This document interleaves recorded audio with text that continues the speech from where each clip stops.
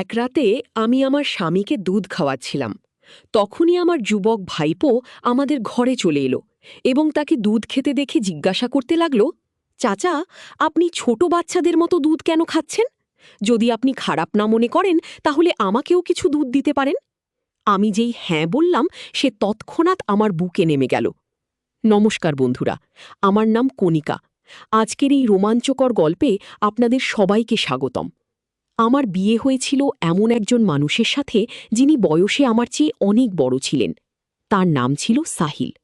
যখন আমার বয়স ছিল ২০ বছর, তখন তার বয়স ছিল ৪০ বছর। তিনি আমার একদমই পছন্দের ছিলেন না। তাকে দেখলেই আমার প্রচণ্ড রাগ হতো এবং আমার ধৈর্য শেষ হয়ে যাচ্ছিল। আমি খুব সুন্দরী ছিলাম, আর আমার স্বামী আমার সৌন্দর্য দেখে খুব খুশি হতেন। কিন্তু তিনি আমার একদমই পছন্দের ছিলেন না, আর আমি তাকে আমার সাথে শুতে দিতাম না। তিনি সবসময় আলাদা বিছানায় শুতেন, আর আমি তাকে আমার কাছেও আসতে দিতাম না। কিন্তু ধীরে ধীরে আমি আমার জীবনে একজন পুরুষের অভাব অনুভব করতে শুরু করলাম। কিন্তু যাই হোক, আমি আমার বৃদ্ধ স্বামীর সাথে সম্পর্ক করতে চাইতাম না। আমি একা একা জীবন কাটাচ্ছিলাম, যখন হঠাৎ একদিন আমার দেবরের ছেলে, অর্থাৎ আমার ভাইপো, আমাদের বাড়িতে চলে এলো। তার নাম ছিল প্রতীক। আমি প্রতীককে প্রথমবার দেখছিলাম, কারণ আমাদের বিয়ের সময়ও সে কোনো কাজের জন্য আসতে পারেনি। প্রতীক বাড়িতে আসার পর সবাইকে দেখে নীল এবং আমাকেও জড়িয়ে ধরল। কিন্তু যেই প্রতীক আমার সাথে কথা বলার চেষ্টা করল, আমার স্বামী রাগান্বিত দৃষ্টিতে তার দিকে তাকালেন। পরিবেশ বেশ উত্তপ্ত হয়ে গিয়েছিল। এই পরিবেশকে একটু ঠান্ডা করতে আমি প্রতীককে জিজ্ঞাসা করলাম, আরে প্রতীক, হঠাৎ করে বাড়িতে আসার সুযোগ কিভাবে পেলি? আমি এতটুকু জিজ্ঞাসা করেছিলাম, তখনই পিছন থেকে আমার শাশুড়ির কণ্ঠ শোনা গেল। বাড়িতে আসার কারণ জিজ্ঞাসা করার তুমি কি? আমার ছেলের ছেলে এখানে আসবে না তো কোথায় যাবে? আমি শাশুড়িমাকে বললাম, আপনি সবসময় আমার কথার ভুল অর্থ কেন নেন? আমি শুধু এজন্য জিজ্ঞাসা করছিলাম যে সে আমাদের বিয়েতেও আসেনি, তাহলে হঠাৎ করে কিভাবে সময় পেল? তখন প্রতীক বলল, দাদি চাচি আমাকে একটি সাধারণ প্রশ্ন করেছিলেন, আপনি তার উপর এত রাগ করছেন কেন? আমি এসেছি সবাই যেন খুশি থাকে, আর এই ঝগড়া বন্ধ করুন গো। তারপর প্রতীক বলল, চাচি, আপনার বিয়েতে আমার ইউনিভার্সিটি পরীক্ষা চলছিল, তাই আমি আসতে পারিনি। কিন্তু আমি মনে মনে চেয়েছিলাম যে আমি আপনার বিয়েতে আসব। দুঃখের বিষয় তা হয়নি। কিন্তু এখন আমি চলে এসেছি, তাই চাচির সাথে সব আদর যত্ন করে নেব। আর যখন আমার মন ভরে যাবে, তখনই এখান থেকে যাওয়ার কথা ভাবব। এটা শুনে সবাই হাসতে লাগল। কিন্তু প্রতীক এখানে কতদিন থাকবে তা আমি তাকে জিজ্ঞাসা করিনি। কিন্তু যেভাবে শাশুড়িমা আমার ওপর চটে গিয়েছিলেন, তাই আর কোনো প্রশ্ন করার সাহসী হয়নি। কিছুক্ষণ পরে প্রতীক ফ্রেশ হয়ে এলো। তখন শাশুড়িমা আমাকে তার জন্য নাশতা নিয়ে আসতে বললেন। আমি নাশতার ট্রে নিয়ে প্রতীকের কাছে যাচ্ছিলাম, তখন হঠাৎ আমার পা পিছলে গেল এবং আমার হাত থেকে ট্রে ছুটে গিয়ে প্রতীকের উপর পড়ে গেল। এখন তো আমার শাশুড়িমা খুব চটে গেলেন। তিনি বললেন, তৎক্ষণাৎ প্রতীকের কাপড় পরিষ্কার কর না। কোন জন্মের বদলা নিচ্ছ সে থেকে যে পুরো ট্রেই তার উপর ফেলে দিলে? আমার স্বামী তখন বাড়িতে ছিলেন না, তিনি কোনো কাজে বাইরে গিয়েছিলেন। শাশুড়ি মায়ের ডাক শুনে আমি ভয়ে ভয়ে তৎক্ষণাৎ রান্নাঘরে গেলাম এবং রান্নাঘর পরিষ্কারের কাপড় নিয়ে এলাম। আমি শাশুড়িমাকে জিজ্ঞাসা করলাম, আমি কি প্রতীকের কাপড় পরিষ্কার করব? তিনি বললেন, যখন সব ধ্বংস তুমিই করেছ, তখন পরিষ্কারও তো তুমিই করবে না, এতে জিজ্ঞাসা করার কি আছে? যা ঘটেছে তা অনিচ্ছাকৃতভাবে ঘটেছে। কণিকা ইচ্ছাকৃতভাবে ট্রে ফেলেনি, আর ভবিষ্যতে সে কোনো অপরিচিত পুরুষের কাজ করবে না। গিয়ে কথা বলে সাহিল আমার হাত থেকে কাপড়টা নিয়ে সেখান থেকে চলে গেল। আমিও তার পিছে পিছে রান্নাঘরে চলে গেলাম। প্রতীকও আমার পিছে পিছে এলো এবং হাত ধোয়া শুরু করল। সে কিছুটা বকবক করছিল, যার কারণে সে কিছুটা বিষণ্ণ দেখাচ্ছিল। সে আরও জোরে বকবক করতে লাগল, আমি এখান থেকে এখনই চলে যাব। গু, আমি এটা শুনে ফেললাম এবং তার কাছে গিয়ে বললাম, প্রতীক, তোমার এখানে আসা মাত্র কয়েক ঘন্টা হয়েছে, এত তাড়াতাড়ি বাড়ি ফিরে যাওয়ার কথা কেন বলছো? প্রতীক বলল, আপনি তো দেখলেনই চাচাজি কিভাবে আমার সাথে কথা বললেন। চাচাজি আমাকে আউটসাইডার মনে করেন, আর সম্ভবত আপনিও আমাকে আউটসাইডার মনে করেন। তাহলে আমি আউটসাইডারদের মধ্যে কেন থাকব? আমি তো এখানে আমার নতুন বউকে দেখতে এসেছিলাম। কিন্তু ছেড়ে দিন, সম্ভবত আমার ভাগ্যে চাচির ভালোবাসা নেই। কি, এই কথা বলি সে চলে যেতে লাগল। ঠিক তখনই আমি তার হাত টেনে আমার দিকে টেনে নিলাম। সে আমার খুব খুব কাছাকাছি চলে এসেছিল।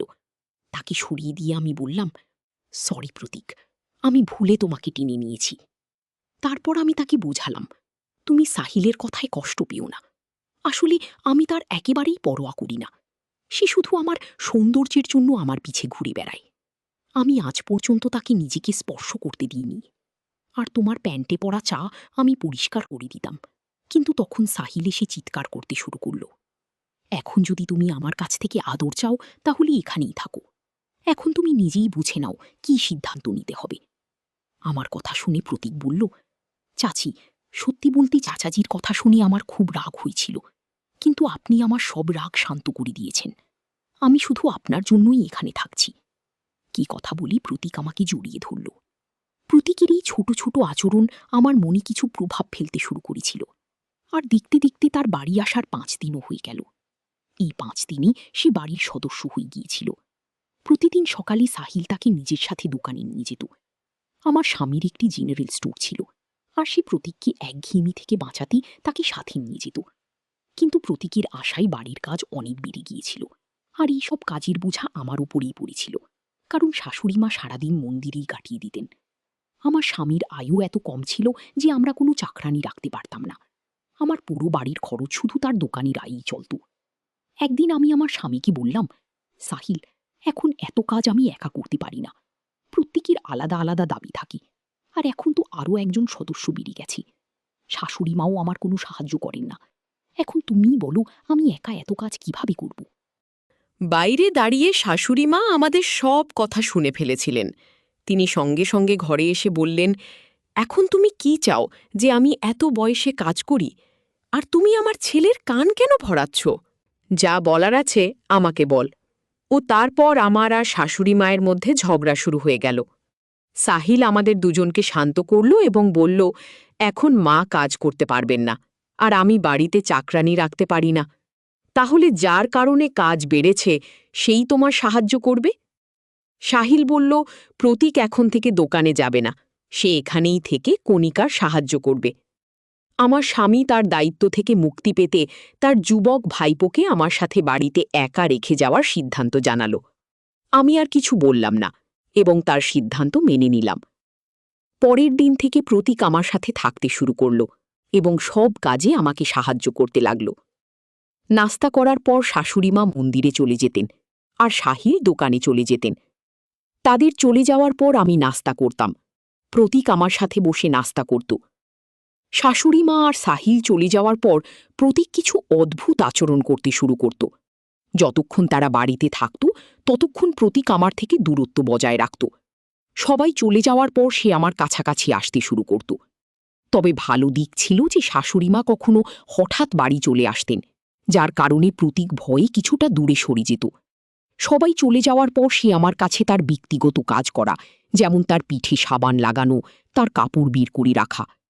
তার সাহস এত বেড়ে গিয়েছিল যে সে আমাকে এ পর্যন্ত বলতে শুরু করেছিল যে আমার কোন শাড়ি বা কোন ধরনের ব্লাউজ পরা উচিত, যদিও আমি তা উপেক্ষা করছিলাম। একবার সে আমাকে গোসলের পানি ভরতে বলল। সেদিন আমি সকাল থেকেই রাগী ছিলাম। আমি তার বাথরুমে খুব গরম পানি রেখে দিলাম। কিছুক্ষণ পর প্রতীক দৌড়ে সরাসরি আমার ঘরে চলে এলো। তার শরীরে শুধু একটি তোয়ালি জড়ানো ছিল। তার শরীর খুবই টানটান ছিল। আজ আমি লক্ষ্য করেছিলাম যে সে খুবই সুন্দর ও যুবক একটি ছেলে। ঘরে ঢুকেই সে লাফাতে শুরু করল এবং বলল, চাচি, আমার এটা পুড়ে গেছে। আমি জানতাম যে আমি তার বাথরুমে খুব গরম পানি রেখে এসেছিলাম, কিন্তু গোসল শুরুর সময় কেউ কি নিজের সেই জায়গায় পানি ঢালে? সে আবার বলল, চাচি, কোনো ক্রিম থাকলে দয়া করে লাগিয়ে দাও, আমার খুব জ্বালা করছি। এত বলতে বলতে সে আমার বিছানায় বসে পড়ল। আমি জিজ্ঞেস করলাম, কোথায় জ্বালা করছি? সে তার উড়ুর দিকে ইশারা করতেই আমি একটু ঘাবড়ে গেলাম। আমি ভাবলাম আমার ভুল হয়ে গেছে।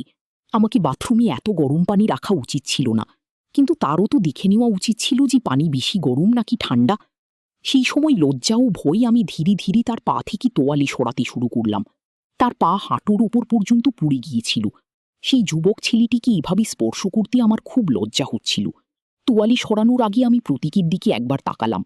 তার শয়তানি চোখ দেখে আমি সেখান থেকে সরে গেলাম এবং তাকে বললাম, প্রতীক, তুমি মিথ্যা বলছো, এটা সব তোমার নাটক না?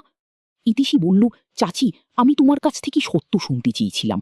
তুমি কি ইচ্ছে করে আমার জন্য গরম পানি রেখেছিলে?